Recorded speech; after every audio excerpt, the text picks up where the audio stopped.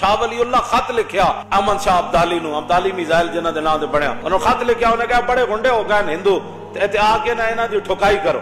احمد شاہ عبدالی جدو اتنے آیا تو ابراہیم گاردی جڑا سی وہ مراٹھا فوج دے توپ خانے دا انچارج سی۔ احمد شاہ عبدالی انہوں پیغام بھجوایا، انہوں کہا انہیں کفر اسلام دی جنگ ہے تے تو مراٹھیاں دا ساتھ نہ دے، اسلام دے نال آ کے کھڑا ہو۔ انہوں کہا نہیں میں مراٹھیاں دا نمک کھادا تے میں مراٹھیاں نو نہیں چھڑ سکتا۔ انہوں کہا ٹھیک ہے، اسلام اپنی پاور رکھدا، تجھے اسلام دا کم نہ کیتا تا کم نہیں ہونا، میں صرف تینوں اتمام حجت کر رہا، کل پھر رونا نہیں، کل جدو اسلام اپنی پاور وکھائی پھر رونا نہیں۔